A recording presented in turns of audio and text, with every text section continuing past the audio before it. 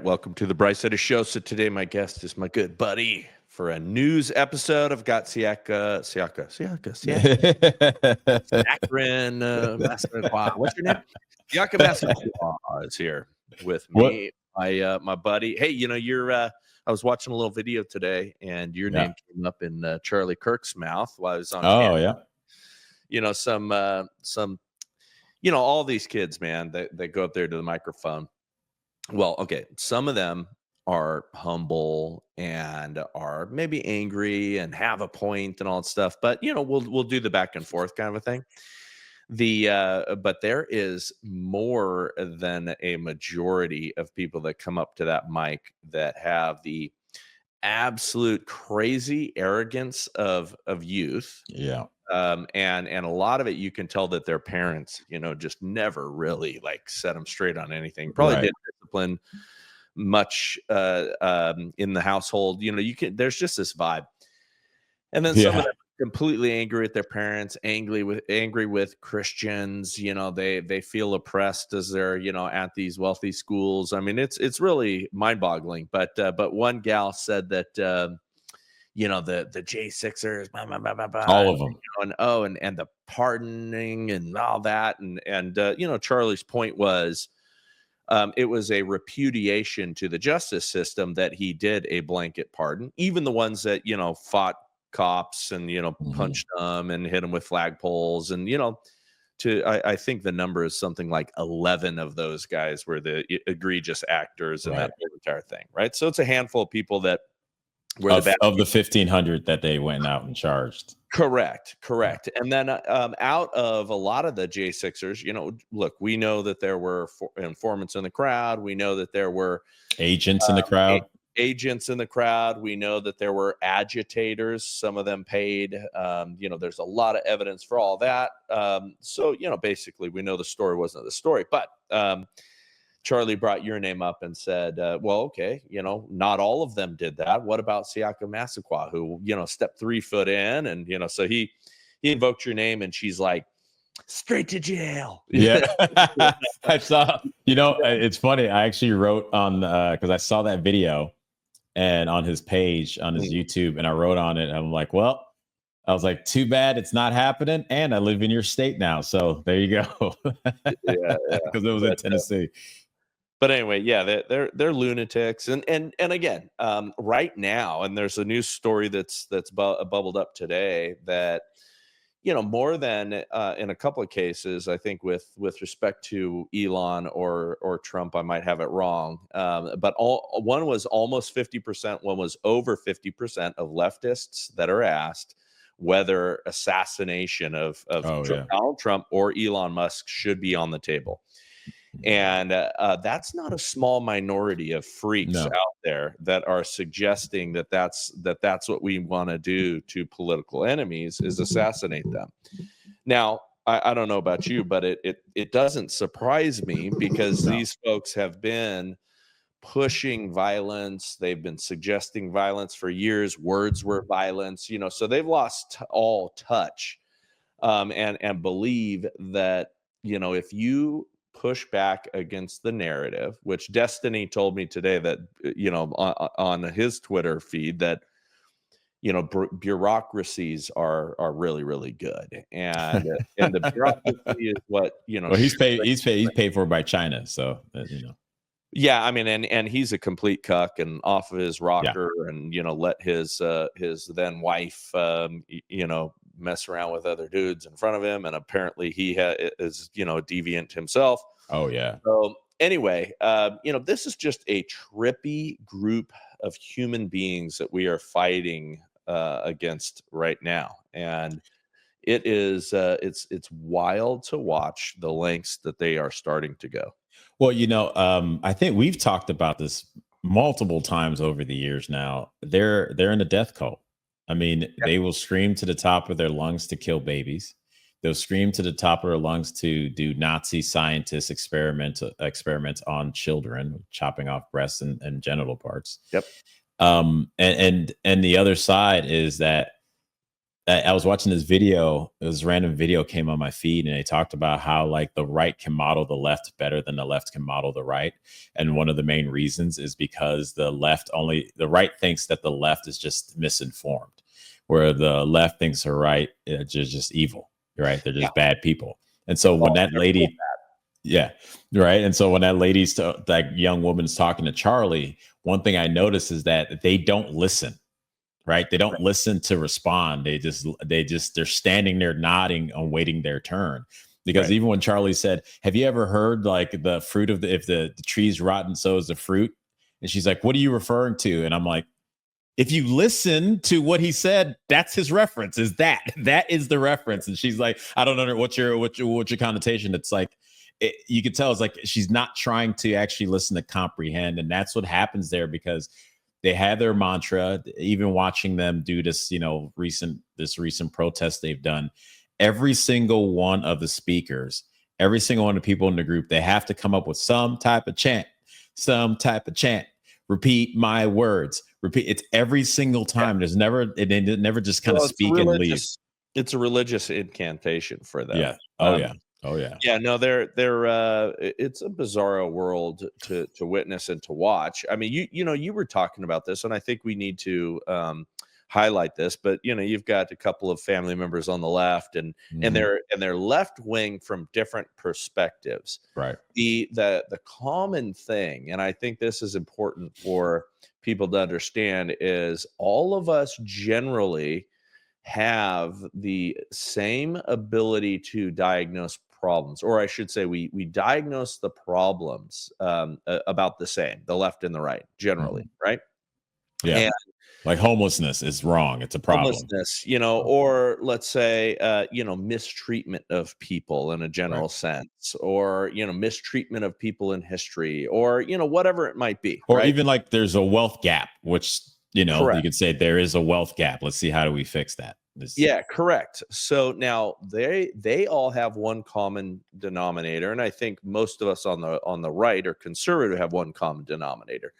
They believe that the state is God, and within the power of the state lies the answer to all things. That's why we call them collectivists, because that's really what it's about, is not that the power lies in freedom at the individual level to decide who they associate with, who their community is, and how their community or family or city or small group of people, which is how you decentralize things. But okay, how do we as this individual, how do we as a family, how do we as a larger community deal with these problems? They want to outsource it to this massive government monolith. And that's what they believe the answer is, which is why Destiny will say that the bureaucracy is, in fact, I'll hit it right here. He said, let's see if I can, all right. So he said the real answer, the bureaucratic state, is actually a good thing, but Trump didn't realize how important they were in Trump 1. And in Trump 2, he eviscerated all of them so he can be as insane as possible. Right. Which is laughable. You may hate Trump, and the left certainly does, but outside of the Trump derangement syndrome people, I don't think anybody can argue that the dude's insane.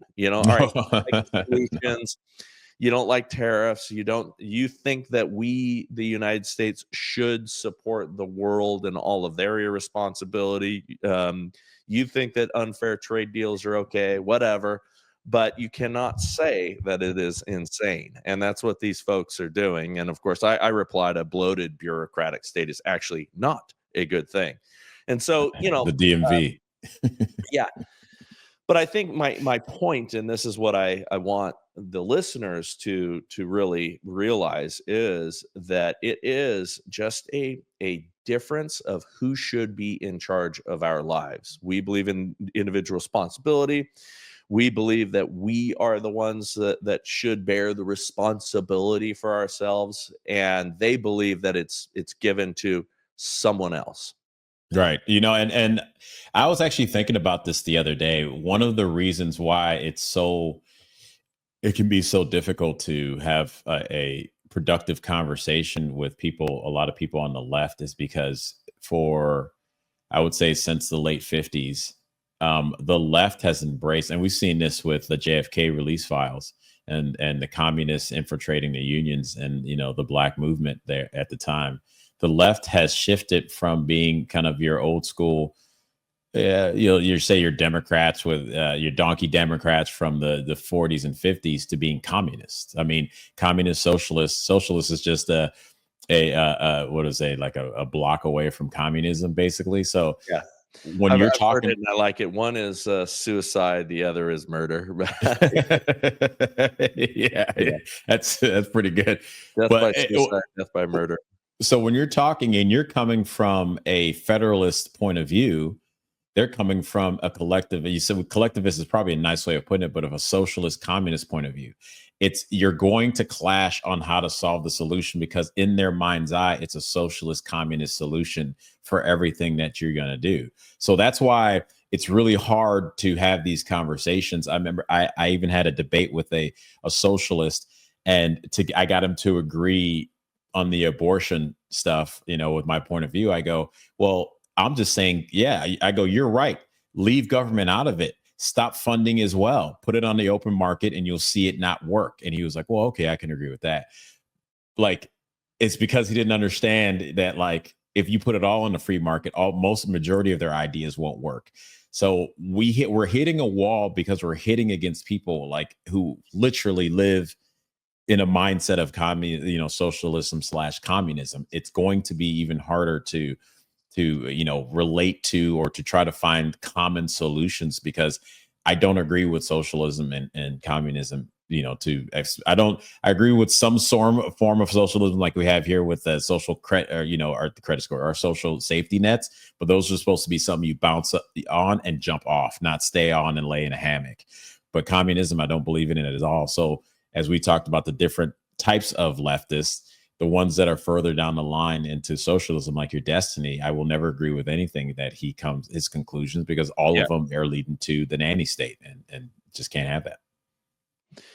Yeah, no, I agree. And so, again, the common denominator, because your point earlier, and I wanted to discuss it, was that you can be the left because you love the environment. You can be on the left because you think that, people have been oppressed, or enslaved throughout history, and the left has the answer to that.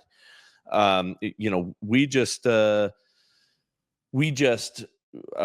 disagree with them. We believe, for instance, the environment. I mean, God tells us to be a good steward of the earth. Right. We believe that we as human beings, through profit motive and everything else, can be incented to make good decisions, moral incentives, what God commanded.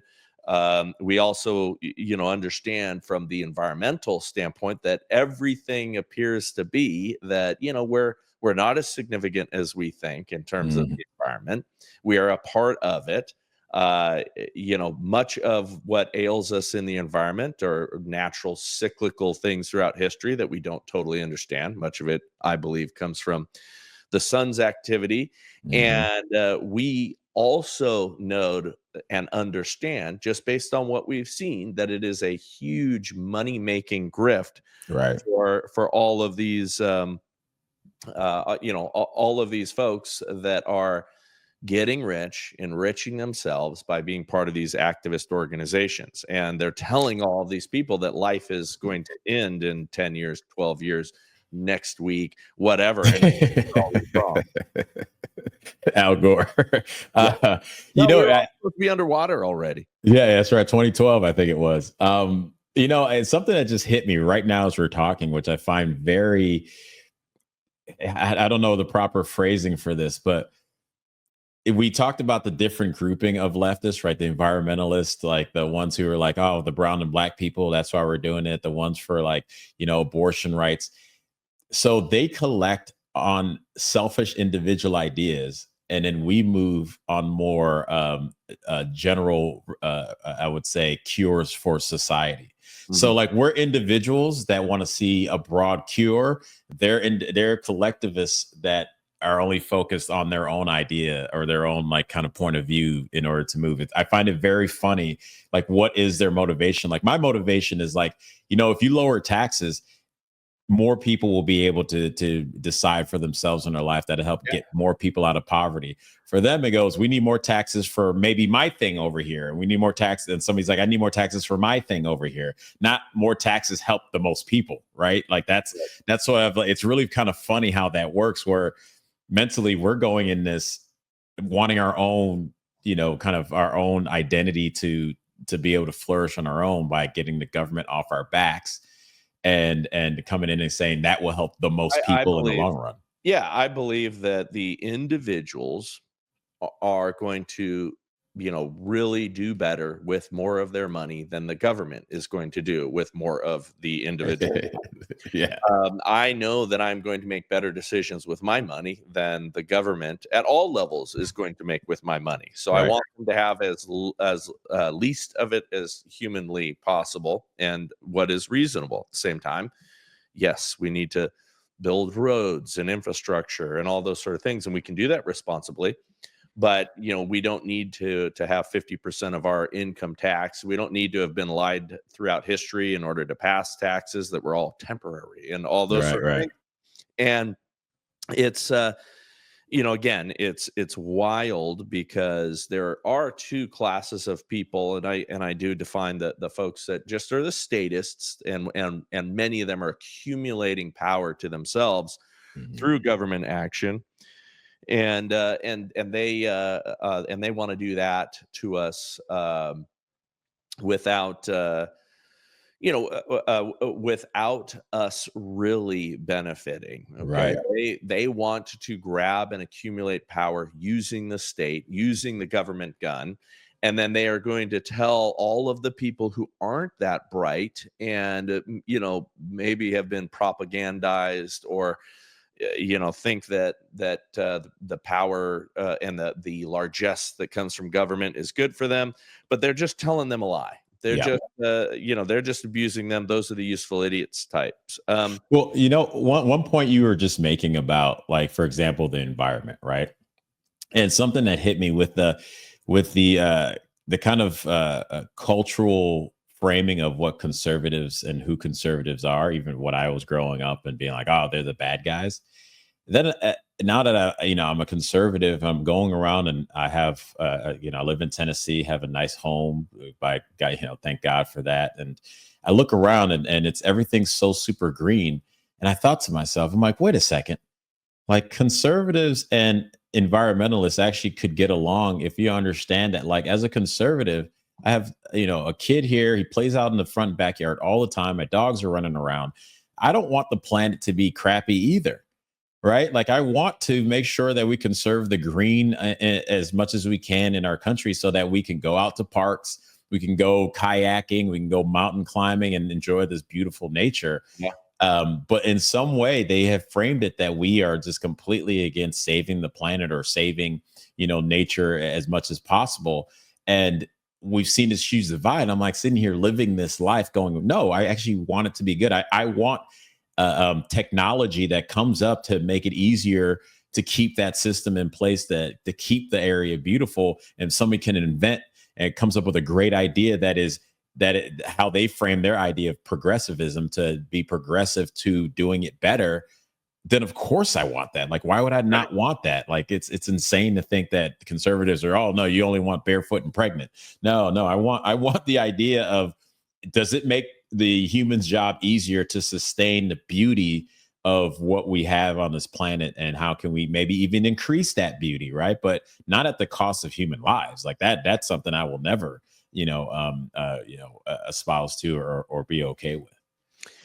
Yeah, no, I agree. And again, this is the push and pull that we're witnessing, and I don't think that most people understand why we have this push and pull, or why a hardcore activist environmentalist has something in common, or what do they have in common with someone who is a far left socialist, or a far, Mhm. all of it is the same thing. They all believe that it is the power of the state that reigns supreme, Right.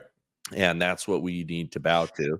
And as conservatives, we believe that God reigns supreme, and the liberty is God's idea, not man's idea. So It's speaking kind of of, lazy too, brother. Like they're giving up their agency oh to yeah, the state, which is kind of a sad thing. It's like they're afraid of themselves. They're well, afraid of well, getting up and cleaning your neighborhood, yeah, get up and do it. they're yeah, they are collectivists. And generally, the more I look into it is, Mm, look, there's a reason why conservatives test, on all available data. It shows that we're happier, shows that we are generally, better more, families. yeah, more satisfied with the state of our lives. Yeah. They are not. And, I was at a couple of these Tesla protests, and, Charlie's coming into town here in Boise next week, and there's expected to be mass protests, and some of them will be paid. This is the Probably first most of them. time, Boise State has not allowed him to come to campus in the Oh, past. wow. The momentum is going in the wrong direction for them, so they're going to have to now. And he Good. will be there, and it's going to be fun. It's going to be exciting, and probably be a little bit wild. Boise is surprisingly extra left wing. Oh, yeah.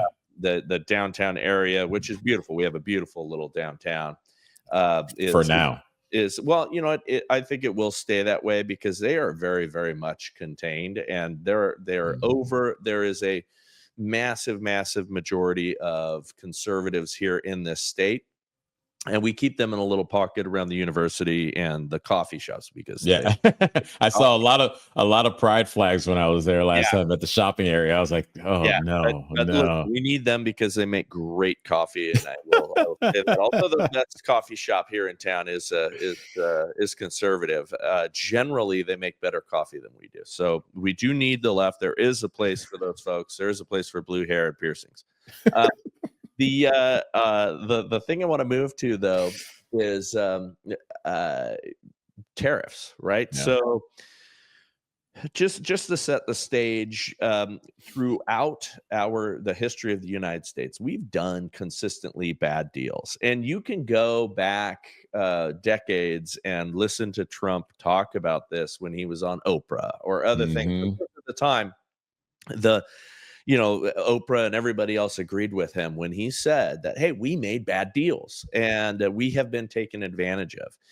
And what it is that we're like the big brother culture. We're the successful older brother that every time the check comes, we pay the bill.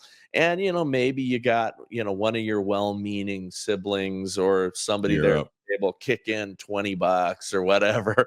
It's never enough to cover their part, Right. and Just you're the tip. always paying the Just the bill. tip. Yeah, that's right. And then so here we are. Trump has said forever, I'm not going to do those bad deals, and we're going to create parity. And as a result, he is upsetting the entire world order right now by putting in Mhm. these tariffs. And the market is reacting. We've had fake success for so many years, Yeah. under Biden, under others. We printed a bunch of money. We artificially propped up our economy. It's fake success. None of it has been real. But the money bros and the Wall Street bros and all that sort of stuff have taken advantage of this. The private equity firms, everybody, cheap Mhm. money, all of that has happened at the expense of the middle class and at the expense of pushing manufacturing overseas. I got into it a little bit last night with a dude who was like, Donald Trump is a liberal. And then in his profile, he was singing the praises of Ronald Reagan, who Ronald Reagan was, I've criticized before. I said, sowed the seeds Oh, yeah. of much of what ails us today. And this guy's like, that's blathering nonsense. What yeah, and I was just like, okay, you haven't heard of farming? Are you unfamiliar with seeds and how that works? But Reagan created in the 80s and really perpetuated much of moving our manufacturing overseas, getting cheap slave labor to create a consumer culture. And instead of Mhm. being creators, we are consumers here, and that's what's propped up our economy. So we've been paying the bill. We've been doing all these unfair trade deals. We've pushed our manufacturing overseas. We have, and remember, manufacturing isn't just these big, automobile concerns and things like that, massive manufacturing plants. It's the small guys too, right. making little things here and there to support industry.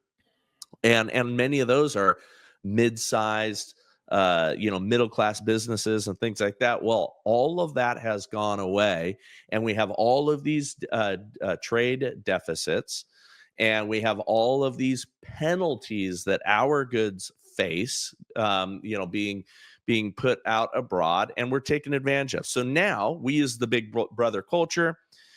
Donald Trump is saying, no more. You're paying your fair share. Fair share. The left all of a sudden doesn't think that the fair share should be paid when it's Donald Trump suggesting it. Right. Now the markets are reacting.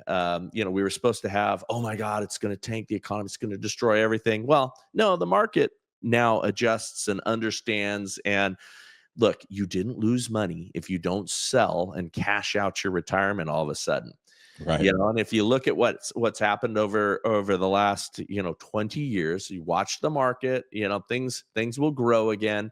We are going to come into a golden age of America where people are going to finally start looking at producing vital things here. Right. There will be, in this golden age of America, more opportunity for people to take risks. I mean, that's the idea. That's what the Trump economy can be.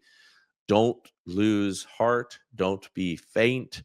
Just realize that all of these whiners out there just want the bill to continue to be paid by the United States. Now, all of those whiners, while they're talking tough on the internet or at news conferences, they're all making deals with the Trump administration as we speak. Mm-hmm. And so I love that you bring this up. Trump, he already within the first 60 days of his presidency has guaranteed and brought in $1.5 trillion in investment just in our country when it comes down to that manufacturing you talked about. I just saw recently another company, I forget the name off top, please. You guys out there listening, check it out. It was like a $8 billion deal that was just made. That's going to be I want to say it's in Alabama. So you'll have that whole area just to, help to be revitalized. And so, and I watching the news yesterday and watching the liberal media kick and scream about what's going on and saying, when they used to tell us the stock market isn't the sign of where the economy is. So don't worry about that. But now when it was dropping, 50, 60 points, they're like, this is, the economy's bad, everyone. Not when we had a crash in 22, not when we had two consecutive quarters of a low production rate, which is a depression. But no, they didn't want to say anything about that. But now, just 24 hours later, less than that actually, with these countries, up to 50 countries going, hey, sorry, bro, let's make a deal. You know what? We'll take off all our tariffs. The stock market, I just saw it on Tim Pool, went up 1,400 points. Once again, Trump was right. Like to watch this news media root against America. When Trump says they're the enemy of the people, like, I don't know what else people need to see to finally it be confirmed that the media is the enemy of the people of America. They are the enemy, top to bottom, rooting against American manufacturing and American workers and saying you're not enough. Like, all right, man, we're done. Go to the side. We're done. You're fired. It's over. Get out of here. Like, these people are crazy. 1,400 points, guys. 1,400 points in less than 24 hours after they were crying wolf again. Yeah, no, it's on. I'm looking at right now, and it's up. And markets are going to be closing here soon at the time that we're recording this. But yes, Monday was going to be a nightmare. Tuesday was going to be even worse. And no, it's largely recovered, and you will see deals be made. You will see the countries that have been taking advantage of us scramble, and it's already happening. The reports are in. We've already had our Treasury Secretary saying that it's going to be a busy month as they're all coming to the table to figure this out. So stay the course, folks. Do not stress. Don't panic. It's gonna be great. Let's move on to another story. Your friend Jasmine Crockett, Jasmine Crockett out of Texas. Are you I saying say all black people know each she's other? gotta be your friend because all black people know each other. I've learned that, Yeah. and you guys are all pals. Yes, And yeah. all We all go to the meeting. We have the Zoom meeting every Thursday afternoon. Yeah. yeah. Jasmine. So she's a gift that keeps giving, man. I mean, she's Yeah. a radical of radicals, and you combine that radical of radicals with just being an overall general idiot, Yeah. and you get a pretty fun combination.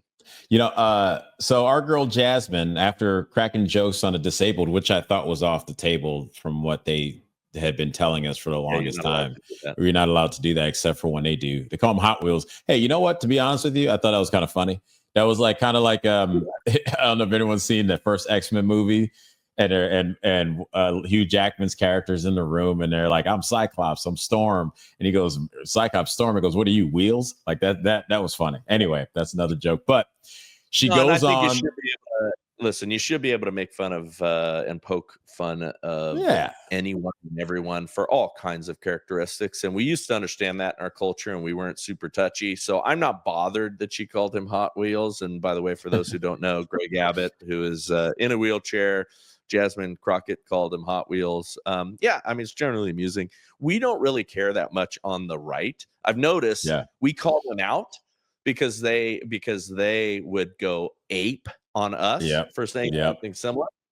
Yes, but exactly. I don't really care. I'm not bothered. I find it amusing. Well, and now I think she's just recently said the quiet part out loud. She said in a recent speech that black people are done picking cotton, which hasn't really been happening for about a century now, but that's a whole different story. We're done picking cotton. And the reason why they need the illegals is because they can't afford us anymore. So she basically said we need the illegals to be the slave labor of our country. And we do not need illegal people to come in and do the work Americans should be doing on their own. That's why I'm announcing right here, live on your show. And I just saw that CJ Parsons is actually running against Jasmine. He announced his campaign today to run against Jasmine Crockett for that congressional seat out there in Texas. So he's a former PragerU contributor, personality. So Pearson. Yeah. No, I've had him on the show. Really good kid. Yeah, he needs to, because she's an idiot. An idiot. Look, there's smart left wingers and there's dangerous left wingers, and then there's just idiots. Yeah, and she's an idiot. And I found it funny. I mean, who was it? Someone else had said something similar about who's going to clean our toilets if we. Kelly Osbourne on The View. Oh, that's right. She said, "Who's going to clean our toilets and do all our cleaning and stuff like that?" Then Rosie Perez, the only Hispanic that was on the panel at the time, got upset at her, and then they made Rosie apologize for getting upset at her for what she said. It was like, oh my God, how does that happen? It was amazing to see it happen on that show. They have to just be doing it for our entertainment. They are so, again, stupid because they do not listen to themselves. No.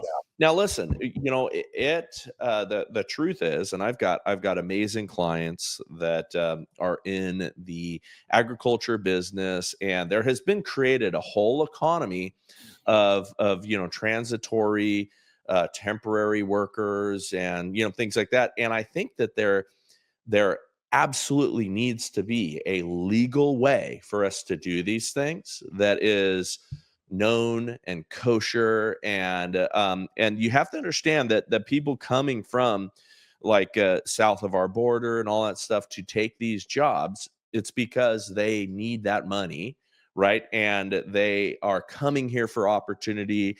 There is nothing wrong with us having a workforce that does that. There is nothing wrong with creating opportunity and paying fairly for people and importing workers. I've got no issue with that. What I've got an issue with is the the way we've set it up for people to skirt the law. I mean, it's been many years in the making. There's been many ways that we could attack this and solve this problem and create powerful reciprocity between us and Mexico, and us and temporary workers and people who are coming here to do jobs. But it is wild that they will essentially accept that form of this new slavery, is what she's suggesting. And again, you know what I like to see? Problems. You know what I like to see, actually, with all these illegals they bring in and saying we need them for work, right? I would like to see, because I remember in the Great Depression, you ever read the book of Mice and Men? Yes. Right. They were day laborers. So they would go to different farms and see how long they could stay to get work. Now, imagine we have the highest unemployment rate in the Black community, Black men. Minorities in general have the highest compared to the majority here in the country. Right.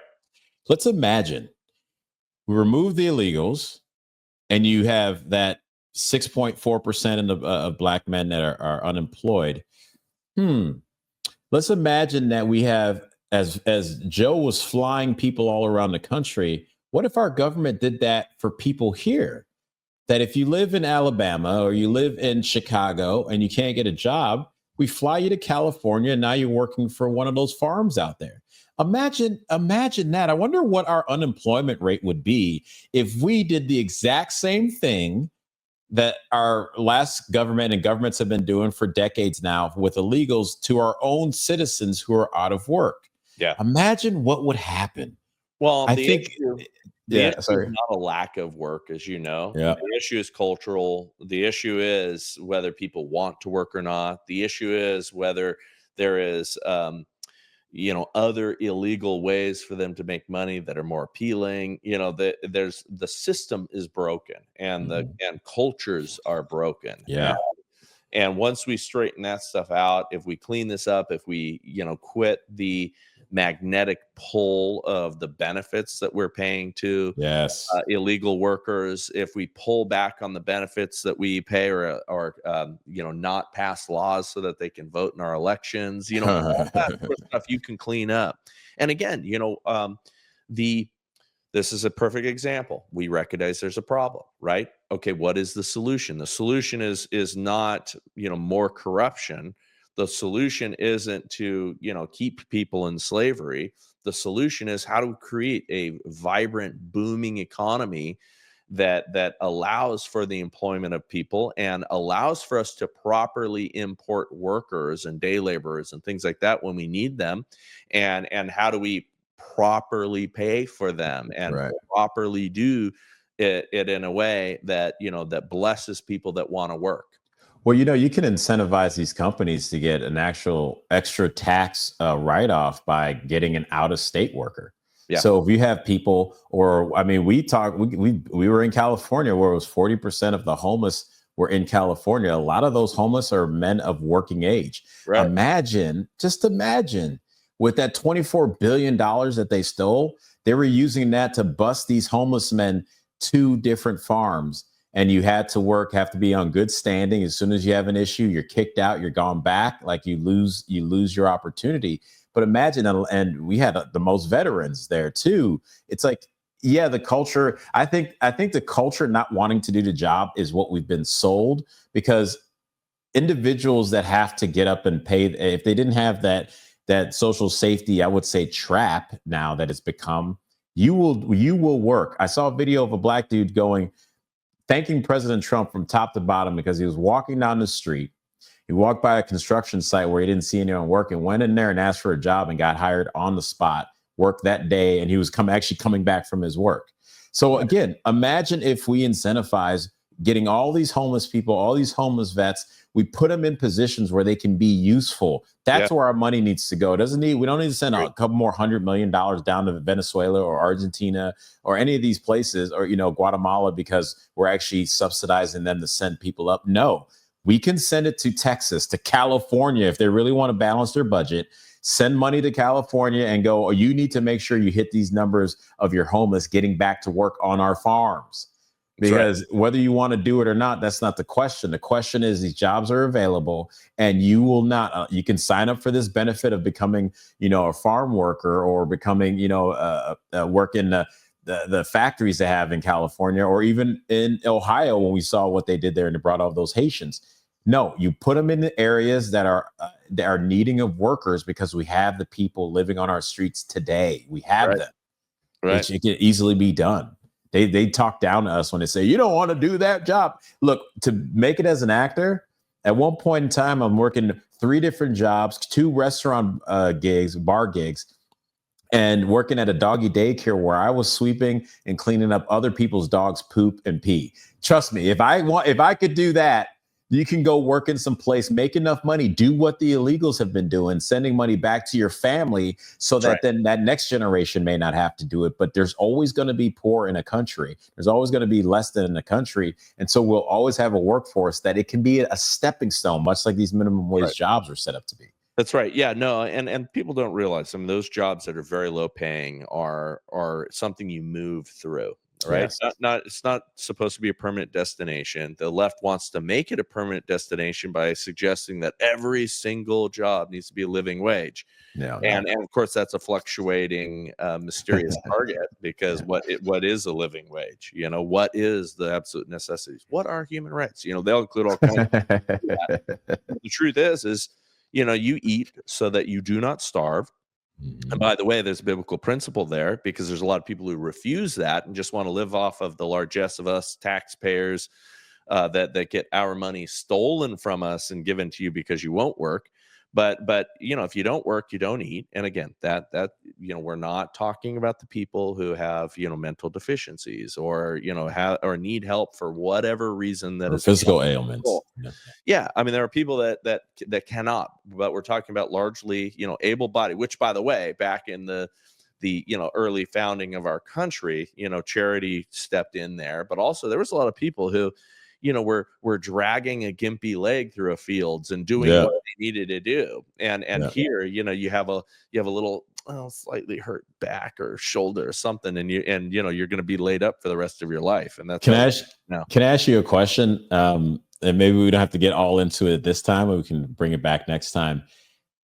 I've heard this theory, and I think I agree with it, that a lot of those points that you just made about like we used to have the GIMP can still work. Now it's like, oh, you got to sit back and government will take care of you. Is that the problem with this egalitarianism that has been pushed in since we've allowed more women to be in the workforce? Yeah, I mean, in positions of power about weaponizing empathy right now, or suicidal empathy, where we have gotten way too soft, having women in so many positions of influence and authority. And that's not a knock against women. It's just that it has changed the balance of how we look at things. So that if you have any bit of, headwinds against you, whether it is like, physical ailment that creates your life to be a little bit more hardship or whatever it might be. It used to be more of an attitude of suck it up and do it in our culture because we need that, right? Right. And it's only been prosperity that's allowed us to indulge in that suicidal empathy. But so I do think that that's influenced it. But really, I would say it's men becoming more weak and abdicating responsibility in our culture that's really set us up for that. So in other words, women have stepped into the gap. So, because at church, we talked about this recently and they were talking about how, the men need to step up because the women are the ones like volunteering and doing this and doing that. Right. Right. And I go back to my point. I think it has to do is connected to the fall. Right. I'm reading this book by John Eldredge, Wild at Heart. Mm-hmm, and it's fantastic. Everyone go out, every guy go out, every woman go out and get it. You can get it back here somewhere. And you think about in the fall of man, Eve listened to the creature, right? Took a bite of the apple. Adam was with Eve, meaning with in the Hebrew means like standing next to. And he had a choice there. He could go, hey, no, girl, you're not supposed to do this. But he listened to her.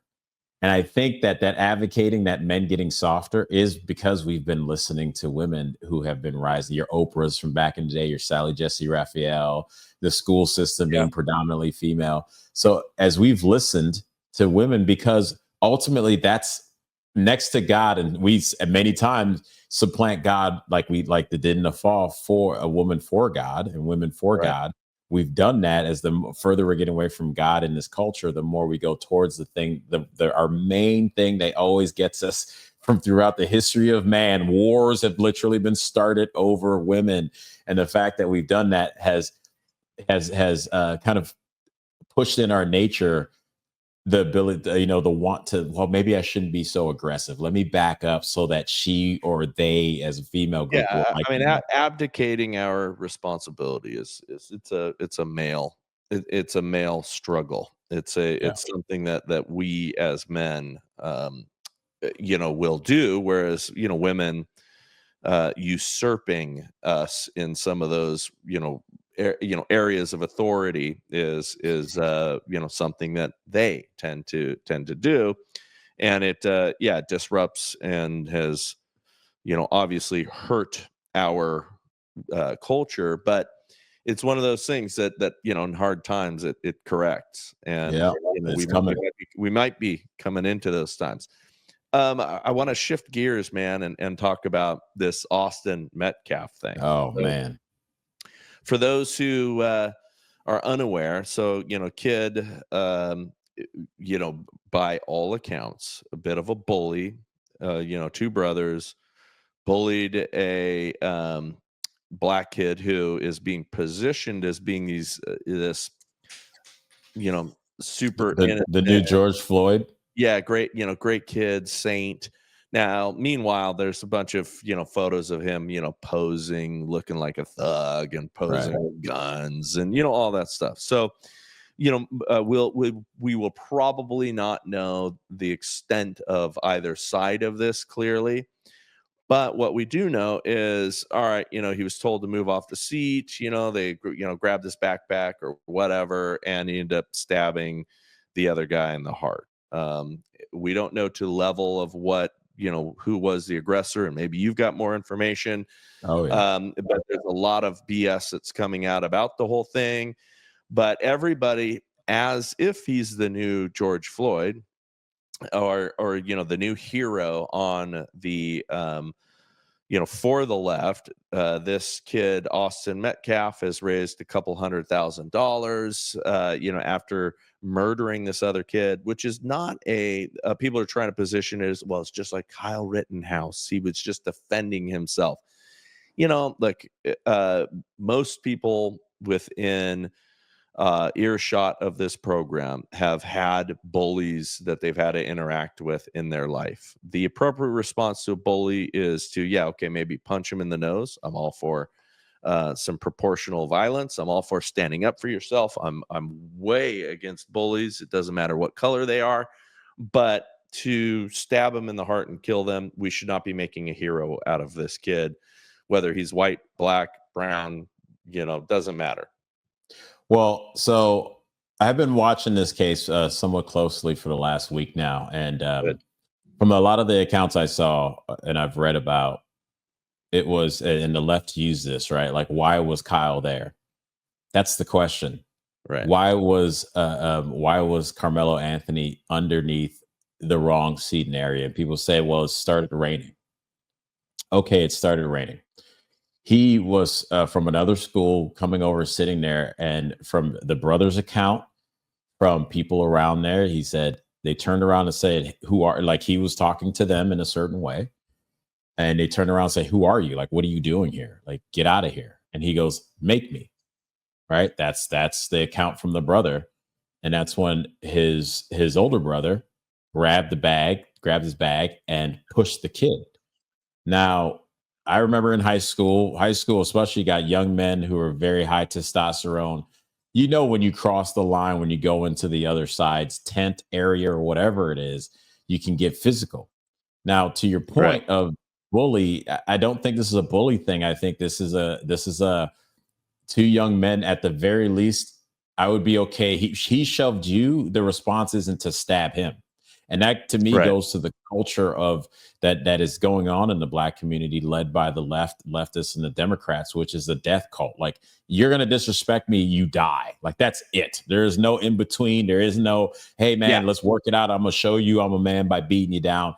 That was what it used to be like, right? Now it's, you're there at a track meet with a knife in an area, and anyone that came up to you to correct you, you cannot correct these people right now. We've seen it over and over. We've seen it in the schools when a big kid sits there and runs through a 5'2" teacher and beats her on the back of the head because he was being corrected. You see it with these people that go out there and march when a criminal does something wrong and he was being corrected. You cannot, there is no sense of accountability. It's the feminization of the Black man leading by women and gay men right now, that has had these young boys running around thinking they're bigger and badder than what they are because no correction comes into their life. And so any correction that comes in, especially from a white man, now it's even worse. How dare you? My ancestors, slavery, I'm going to stab you now, make up for it. I've seen kids in school. It's so terrible. I've seen kids in school say, a white kid will say the N-word because he just, culturally it's the number one music around, right? You'll say it. And then a Black kid will be like, you said, what did you say? I can't. They're emotionally a wreck. We've